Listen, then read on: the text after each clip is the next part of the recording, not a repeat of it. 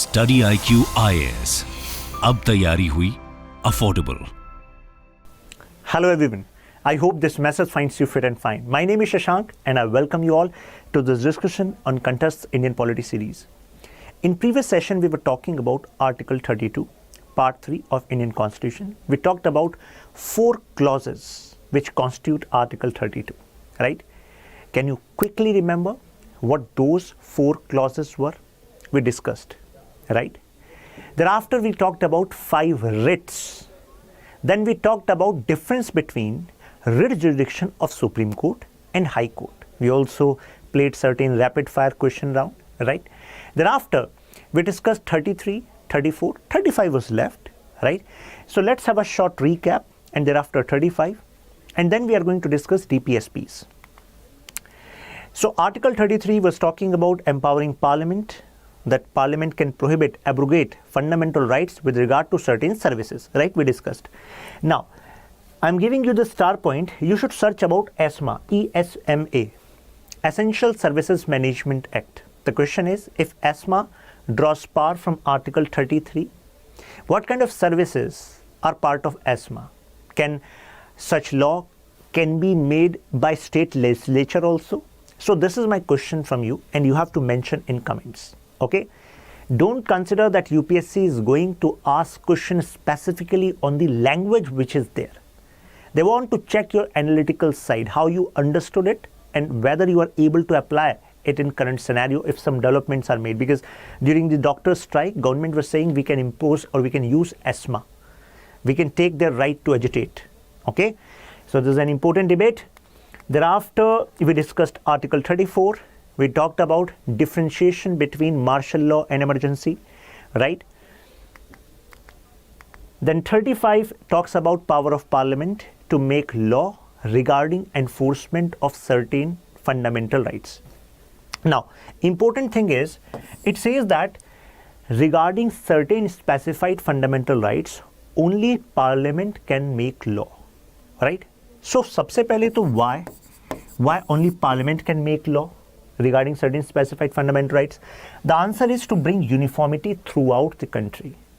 For example, if certain fundamental right is abridged by someone and Parliament is making law that all over India this is going to be punishment. So it means it is bringing uniformity throughout India, right? Because if nature of fundamental right is same and punishment of their infringement should also be same, right? Now, please remember, if UPSC makes a statement drawing inspiration, or you can say question can be asked from Article 35, that as per Article 35, no state legislature can make law regarding enforcement of fundamental rights. Now tell me, a student will tell me the statement will be true or false. I'm repeating the statement. As per Article 35, no state legislature can make law regarding enforcement of fundamental rights. Some students might say, sir, this question is quite easy. It is quite visible here, is that only in the Parliament and not in the state legislature, right? So those students who are saying yes, my friends, answer is no. The statement is false. You know why? Because statement was saying no state legislature can make law regarding enforcement of fundamental rights. It means all fundamental rights. But Article 35 is saying certain specified fundamental rights which are specified by Parliament, that in this regard only we are going to make law because uniformity in punishment is needed. But when I'm saying fundamental right, it means fundamental rights which are mentioned in Constitution as well as fundamental rights which are time to time interpreted through Supreme Court, right? So regarding other fundamental rights, state legislature can also make law, right? So I hope now you are not going to get trapped into the question. These are the intricacies on which we have to play. The examiner knows where you are going to get trapped. Now, since we have gone through this part 3, we need to know in which case Parliament shall have the power to make law. So one is when it comes to prescribing the residence as a criteria, right? Article 16 means regarding public employment. This is one criteria where Parliament shall make law. Apart from this, empowering courts other than Supreme Court and the High Court to issue directions, orders, writs or kind of enforcement of fundamental rights. We discussed about this in Article 32, right? So coming from Article 32, it specifically says Parliament has power. Then restricting or abrogating the application of fundamental rights to members of the armed forces. 33. This power only, lies with Parliament, right? Apart from this, indemnifying, compensate any government servant, any other person for any act done, means we are talking about martial law. So in this regard, power is with Parliament. Okay. Now, Parliament laws for prescribing punishment. So there are some examples. For example, human trafficking. Okay, regarding human trafficking, for example, regarding untouchability, Article 17, Parliament has power to make law. Parliament make law. 35 of the above mentioned, even if they fall under state list, Parliament can make laws on these subjects, on these issues, right? कई बार मन में सवाल आता होगा कि इस preparation को शुरू तो कर दिया है, मजा भी आ रहा है, तभी आप इस वीडियो में हैं, सीखने को तो मिल रहा है, लेकिन क्या उतना पढ़ा जा रहा है जितना इस एग्जाम को क्लियर करने के लिए जरूरी है? क्योंकि अल्टीमेट ऑब्जेक्टिव तो क्या है? Your name in merit list. तो देखिए, कंटेंट तो सेम है, लेकिन कंटेंट को यूज करने की हमें स्किल डेवलप करनी है। कैसे होगी वो स्किल डेवलप? पहले तो भाई टाइम से हर एक सब्जेक्ट का कंटेंट तैयार होना चाहिए। अगर आप वो कर रहे हैं ठीक है, लेकिन if you want to take help तो आप स्टडी आईक्यू की हेल्प ले सकते हैं। जो स्टडी आईक्यू का P2I प्रोग्राम है, आप स्टडी आईक्यू ऐप या वेबसाइट पर देख सकते हैं। P2I मतलब प्रीलिम्स से लेकर इंटरव्यू तक का एक प्रोग्राम। तो ये एक प्रोग्राम के अंदर 4 फेजेस हैं। तो उस 4 फेजेस के थ्रू पहले ही फेज में आपका कंप्लीट सिलेबस हो जाएगा। तो it is like the basic thing, ये तो करना ही है। इसके बाद आता है कि हमें स्किल्स डेवलप करनी है, यानी कि उस कंटेंट का प्रीलिम्स में इस्तेमाल हो सके, उस कंटेंट का मेंस में इस्तेमाल हो सके, यानी कि आंसर राइटिंग। फिर हमें असेसमेंट चाहिए बीच बीच में, जिससे कि हमें कमियां पता लगती रहें। तो इसके लिए भी P2I में आपको प्रीलिम्स मेंस दोनों की टेस्ट सीरीज दी जा रही है। वीकेंड पर भी टेस्ट होते हैं, plus daily mains answer writing होती है। तो आपको नहीं लगता अगर इतना कोई मेहनत आपके साथ कर ले, तो आप करना तो चाहते हैं बट एक पाथवे नहीं है, तो P2I प्रोग्राम वो पाथवे आपके लिए साबित हो सकता है। तो टेक हेल्प ऑफ दिस। फिर आपके मन में कभी कभी जो डाउट आता है उसको ढूंढने के लिए आपका काफी समय जाया हो जाता है। जाया इसलिए कह रहा हूं क्योंकि हो सकता है उस डाउट को ढूंढने के लिए आपने 1 घंटा लगा दिया, क्योंकि उससे एसोसिएटेड काफी सारी चीजें नई नई पता लगती चली गई आपको। ऐसे में इस टाइम को रिड्यूस कर सकते हैं आप। एग्जाम ओरिएंटेड क्या उस डाउट से रिलेटेड नॉलेज आपको चाहिए, वो आपको एक पर्सनल मेंटोर बता सकता है। तो इस कोर्स में फैकल्टीज तो आपके साथ हैं ही, इस पूरी जर्नी में आपको पर्सनल मेंटोर दिया जा रहा है। आप उसकी हेल्प लीजिए। आप कॉल व्हाट्सएप पर कभी भी उनके साथ कनेक्ट हो सकते हैं। उनका नंबर आपको इस कोर्स में स्पेसिफिकली आपको अलॉट होगा। तो अल्टीमेटली आपका टाइम बचेगा, कॉन्फिडेंस आएगा प्रिपरेशन में। फिर जैसे आप प्रीलिम्स क्लियर कर लेते हैं तो उसके बाद मेंस रेजिडेंशियल प्रोग्राम, ये इसका सेकंड फेज मतलब थर्ड फेज कहिए, क्योंकि पहले फेज में फाउंडेशन है, फिर सक्सेस इन प्रीलिम्स है, फिर MRPM मेंस रेजिडेंशियल प्रोग्राम। फिर उसके लिए आप दिल्ली बुला लिया जाता है आपको। यहाँ पर आप मतलब जो fooding, lodging, everything is taken care bye study IQ। और उसके बाद फिर रिगरस प्रिपरेशन होती है आपकी मेंस के हिसाब से, यानी कि हर एक जो आपका पेपर है, GS है, लैंग्वेज है, essay है, हर एक की तैयारी यहीं पर हम आपको अपने सामने कराते हैं। उसके बाद जैसे आप मेंस क्लियर करते हैं तो इंटरव्यू गाइडेंस प्रोग्राम, वहाँ पर आपके कोहोर्ट्स बनते हैं, जिसमें डिस्कशन के थ्रू जो आपके अदर एस्पिरेंट्स हैं, जो आपके साथ इंटरव्यू देने वाले हैं, तो आप अपनी स्किल्स को पॉलिश करते हैं। साथ में ब्यूरोक्रेट्स, फॉर्मर टॉपर्स, ये सब फैकल्टीज आपको मिलकर गाइड करते हैं। Finally when you are through into the merit list, then फिर आपको लगता है कि हाँ, it was all worth it. मिलते हैं आपसे क्लासेस में, ख्याल रखिए। Jai Hind. Now what are the popular criticism of fundamental right? Most popular one are, even if Constitution has given us so many fundamental rights, but there are so many restrictions also, excessive limitations also, reasonable restrictions are there. And that is why, due to the ambiguity, or you can say multiple interpretations, applications of these restrictions, many times people are not able to access these fundamental rights. Second is no social economic rights. Because socio-economic rights are mentioned in DPSPs. And those rights which are mentioned in Part 4, they were not given the status of fundamental rights. So this is another criticism, right? And you should also know that you should not just understand or remember the words. Okay, you should remember that when we read our preamble, so our preamble says that social, economic justice are priority. So if they're priority, then why they were put under DPSPs and not fundamental rights? So my friends, when you write answer in mains, so at that point of time, you need to bring substantiveness, logic behind. Means this is one criticism, but why this criticism? That logic need to be reflected in your answer, not just this pointer. Okay. Now, no clarity. As I told you, ambiguity is there.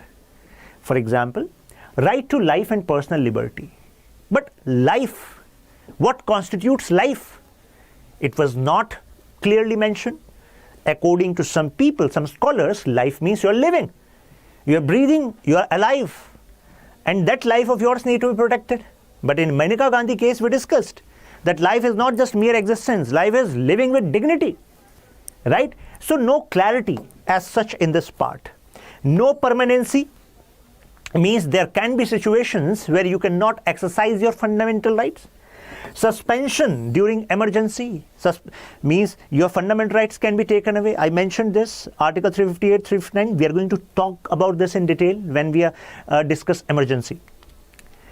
Expensive remedy, because consider a poor person in some distant village in one corner of India, and his or her fundamental rights are abridged, right? And local administration is not supporting. Now, this person came to know that there is Article 32, and under this person can knock the door of Supreme Court. But can this person afford that? So it means accessibility of justice is an issue which has not been dealt in a manner it should have been, right? Preventive detention. This preventive detention as a method has been abused to curb your fundamental rights. No consistent philosophy. It means so many variations are there, or no variations are there. That is why multiple point of views on fundamental rights keep on popping up. Okay. You should also remember this in this context. When I say no consistent philosophy, so my friends, when we talk about fundamental rights, DPSPs, or any part of our constitution, they are outcome of one or other political philosophy, and they have roots, in ancient time. But when we look at Indian Constitution and we look at fundamental rights, we see so many variations, so many philosophies compiled together beautifully, right? Some of you might be wondering, sir, how means we are not able to relate with it. Take example. Means our constitution talk about preamble, and our constitution talk about socialism as well as socialist as well as liberty. So traditionally they are totally different philosophies. And when you see this in part 3, you see in Article 19 we talk about liberty, right? So liberty is there. We also know that there are instances where liberty is curbed for the social interest. So it means society can be given primacy over your individual right in certain circumstances. So it means somewhere socialism, somewhere liberalism, there's a mix which is used. So some people use it as criticism, but you should also consider it as a beauty, because purpose was to make a constitution, make fundamental rights which are more applicable, and they actually deliver to the aspirations of the people, right? Now we need to talk about DPSP's part 4. And there is an interesting story behind it. Starting from 1945 Sapru Committee, which said in India we should actually have two kinds of individual rights and thereafter group rights. So they said some should be enforceable by law and others should be not enforceable.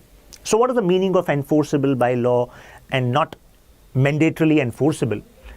It means certain rights are of such importance that you cannot enact Indian Constitution by not guaranteeing those rights. Otherwise, people will not be able to feel any difference after this independence. Because if you ensure that these are the guarantees given to you by Constitution, then people will feel, yeah, there's a change now. So those rights were given the status of fundamental rights part 3 because government was quite, you can say, able at that point of time to ensure that these fundamental rights can be given. Civil and political rights are actually part of that. And I discussed about this when we started fundamental rights part 3. When we talk about socio-economic rights, now these were given the status of directive principles of state policy due to numerous reasons. Other person, Mr. B.N. Rao, also supplemented this idea in Constituent Assembly. Yes, we should divide these rights into two parts. And this division was not so easy, my friends. In Constituent Assembly, many members were of such idea that no, let's pick these rights which you are putting in DPSP and let's put in fundamental rights. And then there was debate, right? Now, so we have DPSPs in part 4 of Indian Constitution, and it includes Article 36 to Article 51. Okay, so it is, you can say, the bandwidth of directive principles of state policy. Let's break the word itself. Directive. Directive means direction. And you know, direction is always necessary for progress. Principles means core ideas, means directions based on some core ideas. Of state policy, it means when state is going to make policy. So when state is going to make policy, these directions based on these principles need to be followed. But if you are not having any of these socio-economic rights which are mentioned in DPSP, you cannot go to court. No, I have not, state has not provided me this, because these are non-justiciable. It means you cannot go to court directly. It means this ease was given to state that when time is fit, you have enough resources, society is ready, political will is there, then you can actually make that. For example, DPSPs were talking about state responsibility regarding providing education to these children. But our government was not having enough capital to guarantee that every child in India will have free and compulsory education from 6 to 14 years of age. At that point of time, we were not having enough resources. But later, when we were ready, 86th Constitutional Amendment Act came and we saw that inspiration coming from DPSP, and then it was declared as a fundamental right under Article 21A. Right? Now, another differentiation between DPSPs and fundamental rights are, in fundamental rights, there were certain titles associated with type of fundamental right. For example, in fundamental rights after Article 12 and 13, we started right to equality. And within that, we discussed Article 14, 15, 16, 17, 18. 14 to 18 we discussed. Then we discussed right regarding freedom, right? But in case of DPSPs, there are no such titles present. Okay, no such titles are present. No such categorization within DPSPs are present in part 4. So now how we categorize them? So this categorization is done based on analysis of certain scholars, and they categorize this into 3 parts. So they categorize this into 3 parts, and those 3 parts are Socialist, Liberal, and Gandhian. And we are going to discuss this in detail. Socialist, Liberal, and Gandhian based on the type of provisions which are there. Now, just take a look over this statement made by famous legal luminary, Mr. Granville Austin. So he says DPSPs are conscience. The word used is conscience of Constitution, Antaratma. Right? So it means, जैसे कहा जाता है ना, you should act with your conscience. So states should act with the conscience of Constitution. And please remember, these kind of statements are asked in match the following. Okay? Borrowed this idea from Irish Constitution, and Irish Constitution borrowed this idea from Spanish Constitution. Now, guidelines to be followed by state while establishing policies, I have just told you. Apart from this, when we take a look over Government of India Act 1935, GOI 1935, so in that particular law, there were instrument of instruction.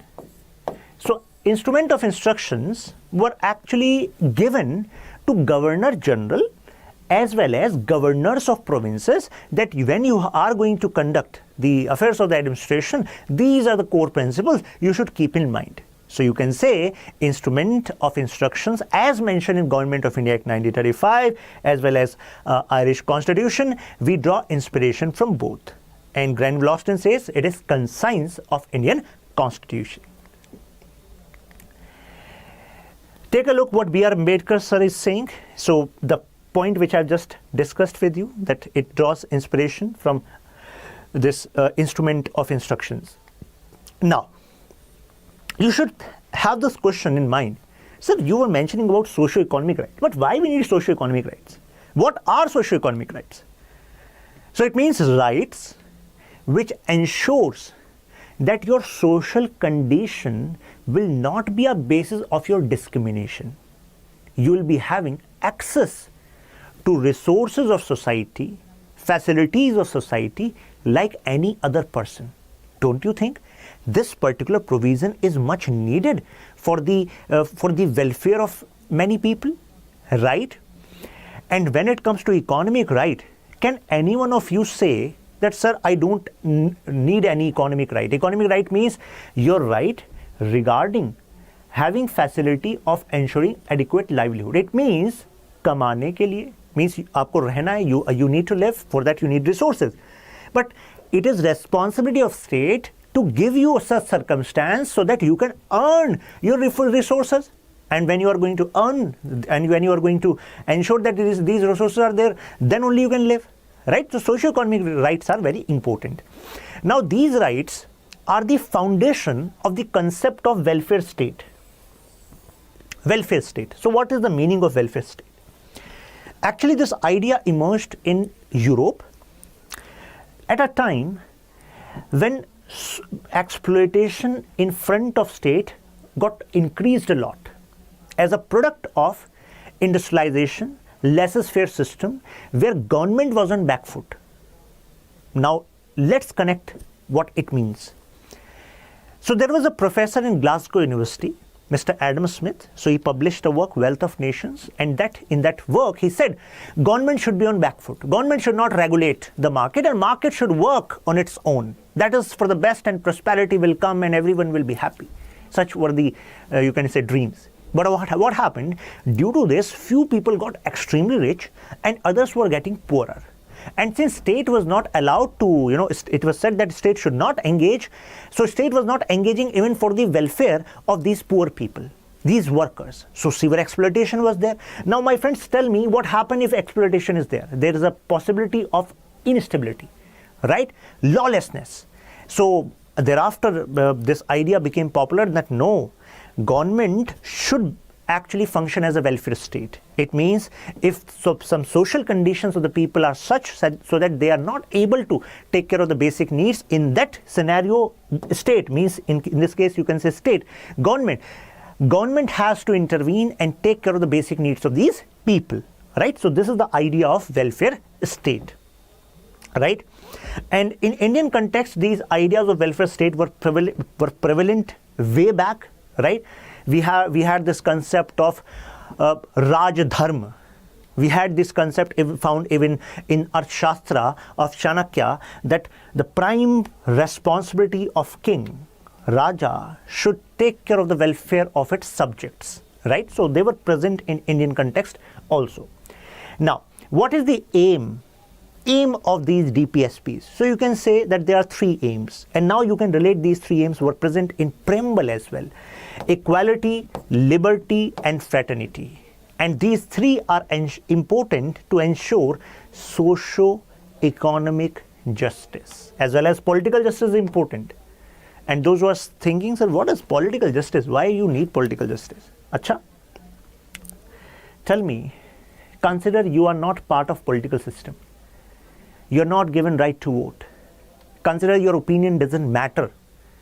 And if your opinion doesn't matter, you don't have right to vote. Now government will be, if government makes certain law which are detrimental for you, means have negative impact on you, can you do something about it? No. But if there is political justice, you have a voice. You can be a seed for change. So political justice as an idea is equally important as idea of social justice and economic justice, right?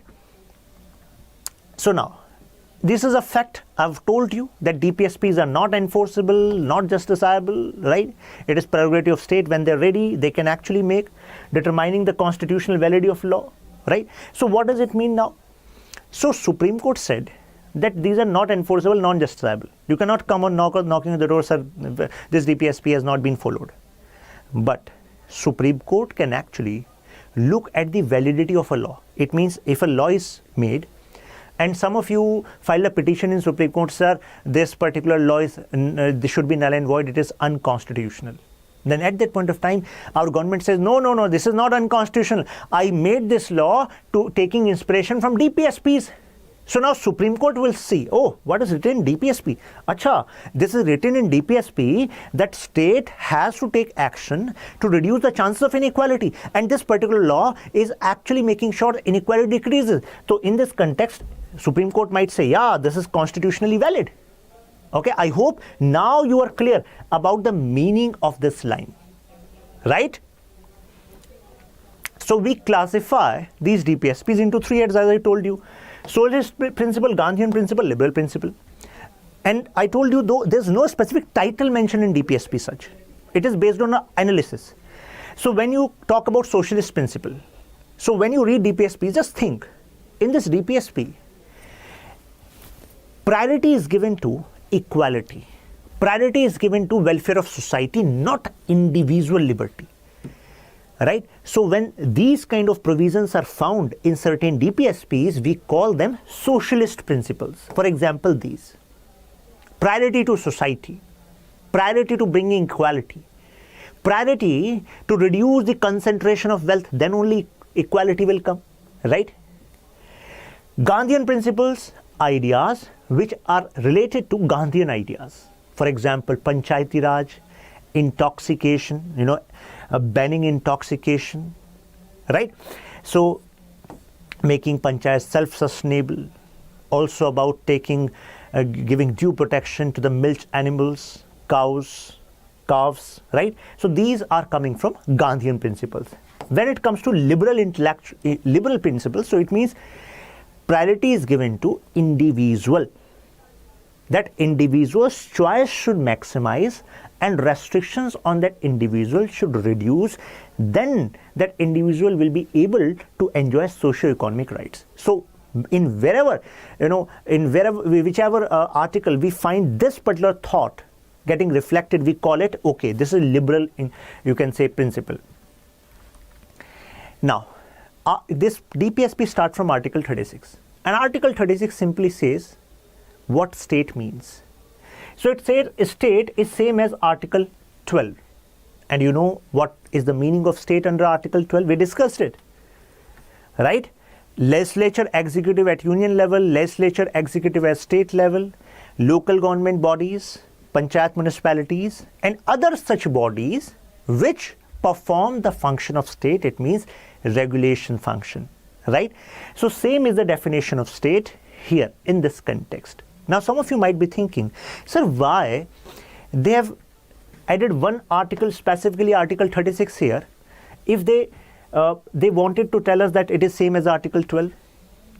Why they have added one more article?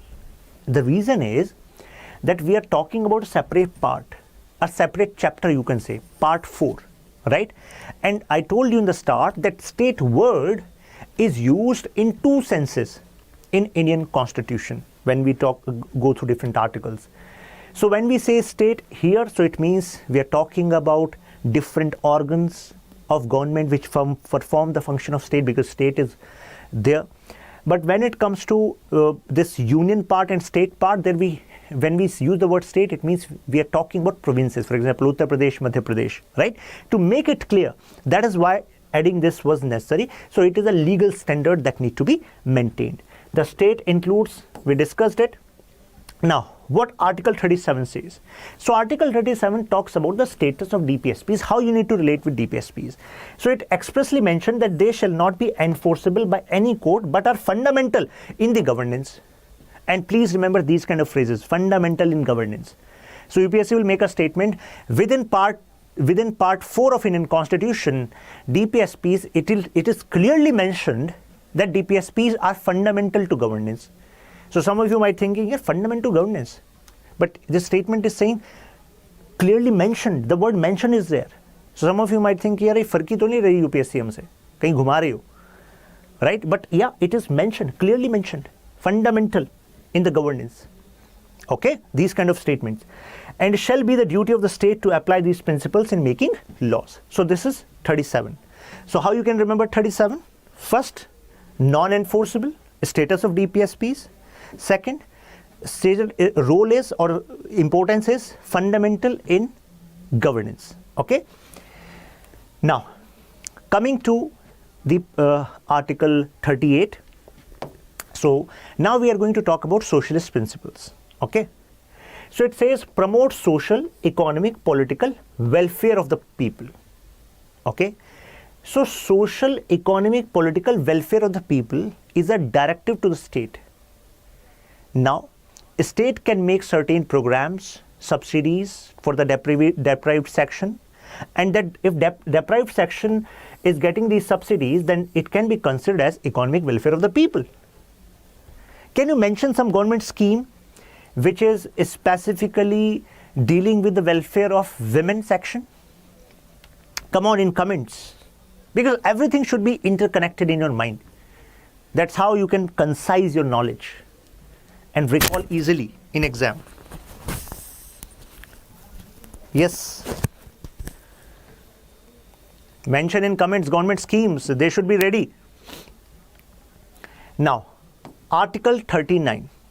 I hope by now some of you are remembering. I'm giving you advice. Best way to remember government schemes and connect them with DPSPs is that you should structure these schemes in your mind. As I said, women. So within women, there should be some sections in your mind. Oh, with regard to women. So there are some schemes for pregnant women. Okay. There are some schemes where eldest women of the family is considered as the original holder of that scheme. I'm giving you a hint. Oh, there are some schemes for girl child also with regard to education. Right? There are some schemes for destitute women also. Right? We have many schemes. Nah? There's a dedicated program also. National Social Assistance Program, NSAP. There are other programs also, NFBS, National Family Benefit Scheme, right? Matratva Vandana Yojana, Lakshya Initiative, a Ladli scheme. So many schemes are there. So easiest way is structure in your mind, okay? Then interconnect. Now, Article 39, to secure adequate means of livelihood for citizens. Don't you think it is connected to economic justice? As I told you, livelihood is necessary. So you should be provided job opportunities, right? Because developmental model matters a lot, right? Right developmental model matters a lot. And government has important role to play there. So it means within Article 39, first is talking about livelihood for citizens. Now B is saying equitable distribution of material resources. Then it is saying prevent the concentration of wealth. Now, how many of you are able to recollect that we mentioned about Article 39, subclause B, subclause C, somewhere in fundamental rights also? Come on in comments. Those who are not able to recollect, just check out what we discussed under Article 31C. That if a law is made by Parliament, drawing inspiration or based on Article 39 subclause B or subclause C, and it abridges in some way Article 14 and 19, then also that particular law will not be considered as null and void. Right? I hope now you remember. So these are the Article 39 subclause B, subclause C. And are you able to see that these articles, these subclauses B and C are based on socialist ideas? Because ultimate purpose is that equality need to be established. equitable distribution of material resources and prevent the concentration of wealth. Distribution equal करें और किसी पर इकट्ठा होने ना दें. Right? Now, equal pay for equal work. Now, I hope you can connect this with feminism. Right? Equality in context of rights of women. Then preservation of health and strength of workers and children against forcible abuse. Then you have opportunities for the healthy development of children. It was later added. It means 42nd Constitutional Amendment Act added 39 subclause F in our Constitution. Okay, please remember the amendment part specifically. Okay. Now, 39A. Please remember 39 subclause A means we were talking about this subclause within 39, okay, which were talking about livelihood for all citizens, right?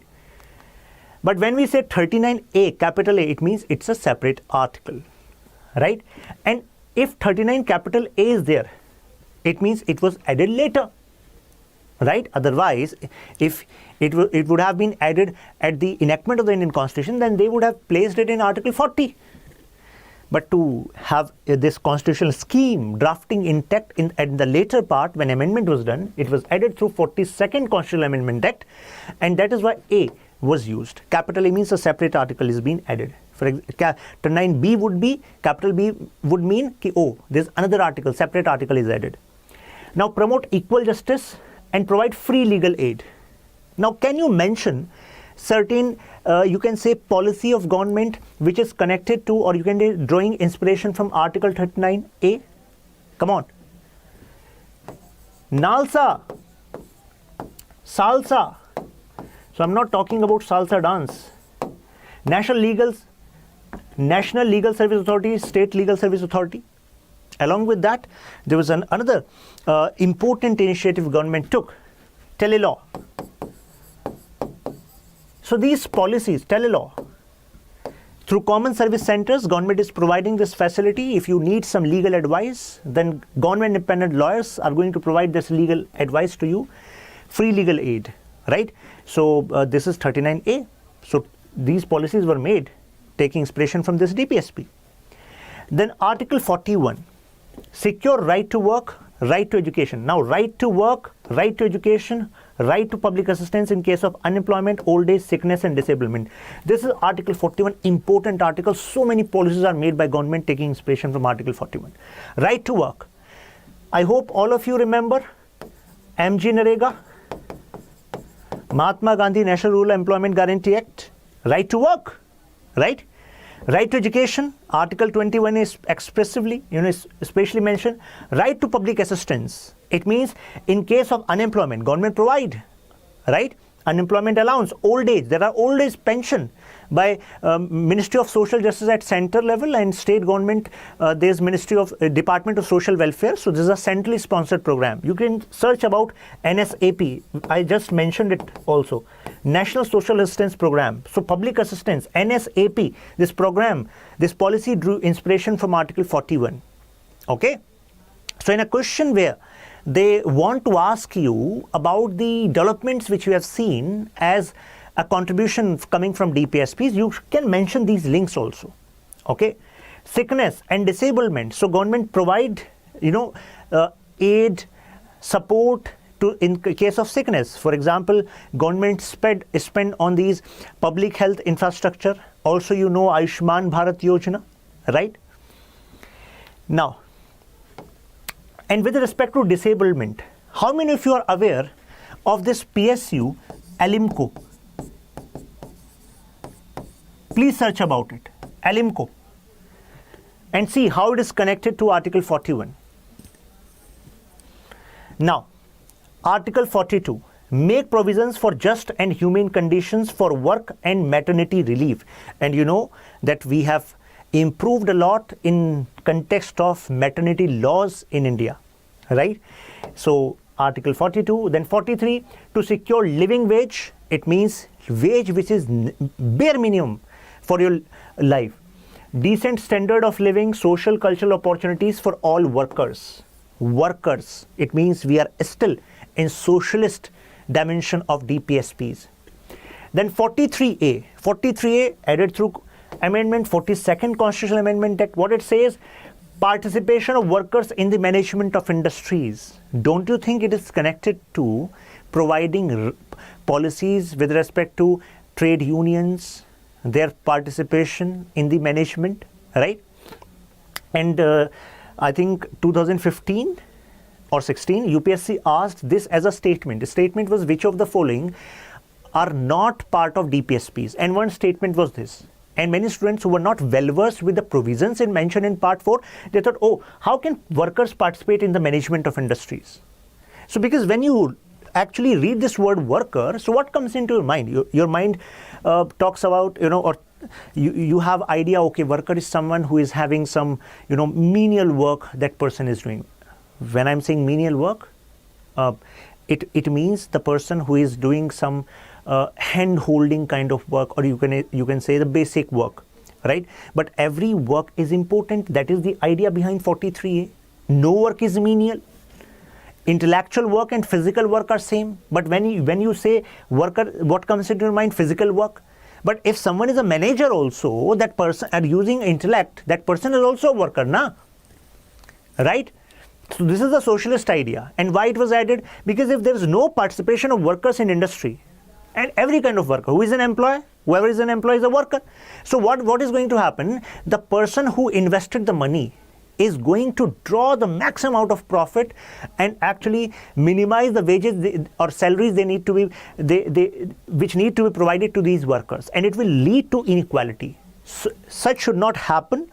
And how we can ensure such condition doesn't happen? Only when there is participation of workers. Okay. Then Article 47, raise level of nutrition, standard of living and improve public health. Can you mention some government scheme, policy, drawing inspiration 47?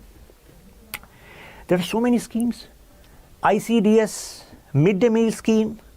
You can directly say Poshan Abhiyan. Poshan Abhiyan. Modi ji launched it from Jhunjhunu district of Rajasthan. So the Poshan Abhiyan, right?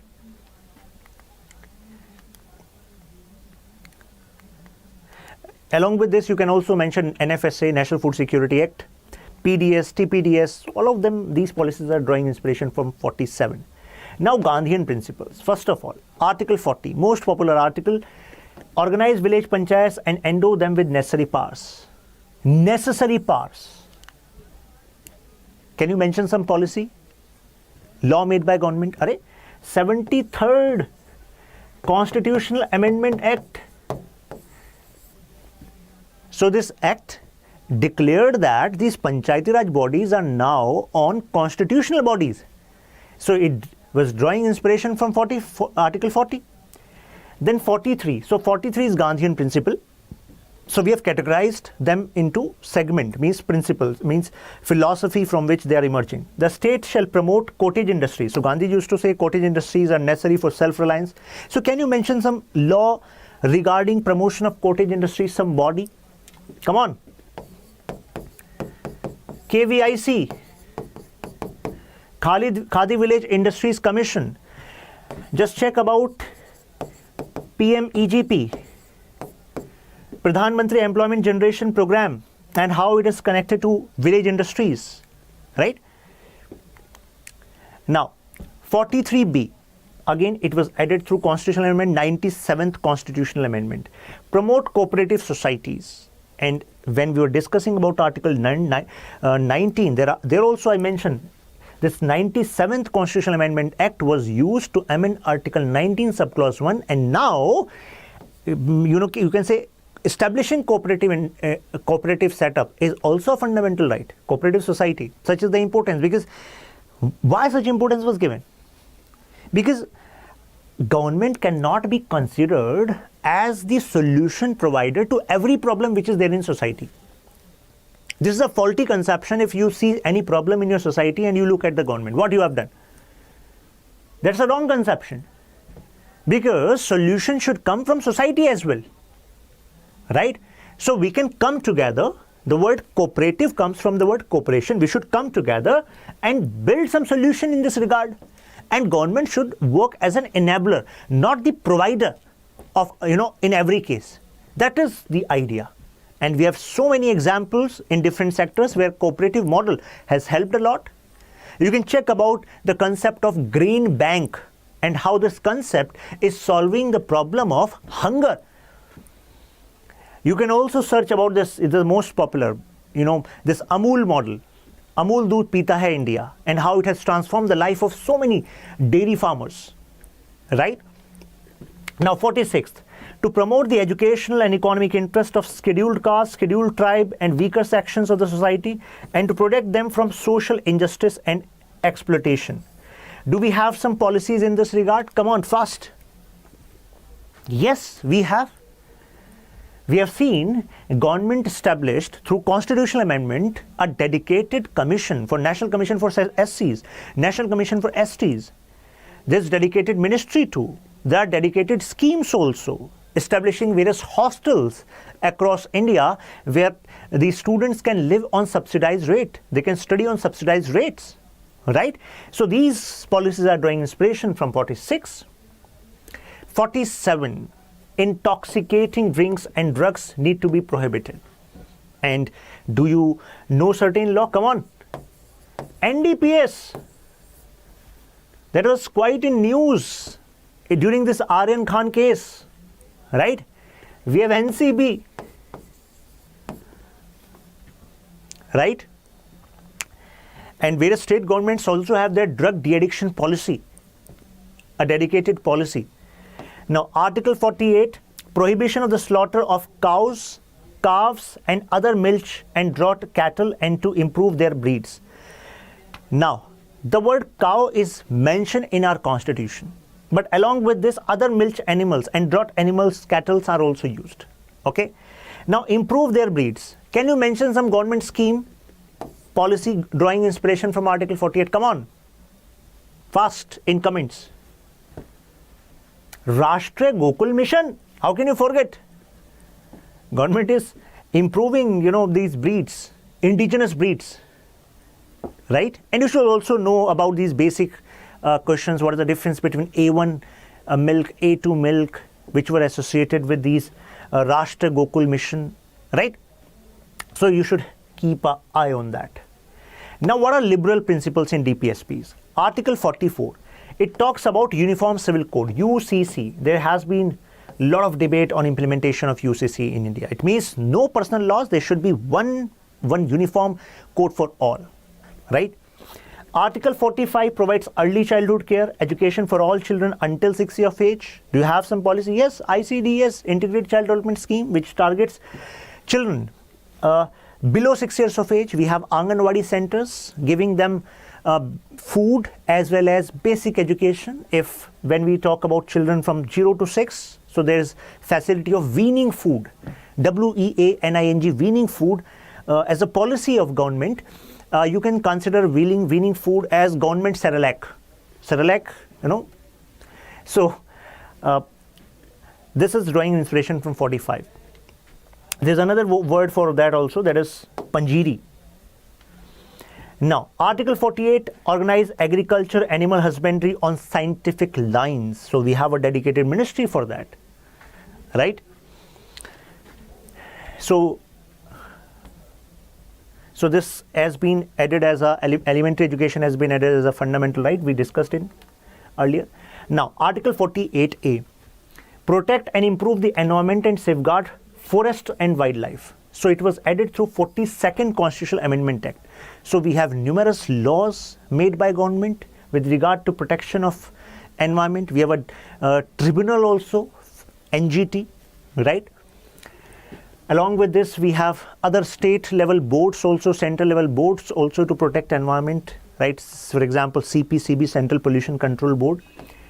Now, Article 49, protect monuments and objects of historic interest which are of national importance. Article 49. So, you can remember, the government launched this scheme, Rashtriya Dharohar, right? In which CSR funds are being mobilized for the upkeeping of these monuments, right? Article 50, separate the judiciary from executive. This is also a DPSP, please remember that. And it was important considering in mind the independence of judiciary, right? And clarity in the functions of these two important pillars of our democracy. Then we have last article, Article 51. My friends, we were just talking about features part. Features, understanding, knowing about these features are important. But the next level is debate between fundamental rights and DPSP, the laws and the development. This is the last article here, Article 51, promote international peace, security, maintain just and honorable relations between nations. Article 15 is a reflection of India's foreign policy. So you can say Indian foreign policy is a reflection of Article 51. Because we believe that international peace and security should be maintained. We should have honorable relations between nations. Respect international law. We respect international law. Unlike China, in many cases, in recent past, treaty obligation, settlement of international disputes by arbitration. And I must quote Mr. Modi ji. He was saying that India is going to be arbitration capital of the world. It means world will come to India for resolving their conflicts in amicable manner, right? So this was a brief go through from this DPSP part. In the upcoming session, we are going to deal with the substantive part of DPSP. See you in the next session then. So about the courses which are present at StudyIQ platform, there's this offer going on. Double validity. If any course is having 1 year validity, then it will be extended to double. You can use this code Tyagi33. About the PDF, this PDF will be available in Shashank Tyagi 4U Telegram group, and you can reach me out at Insta or Twitter. I will be there to help you out in any case. See you. StudyIQ IAS. अब तैयारी हुई affordable.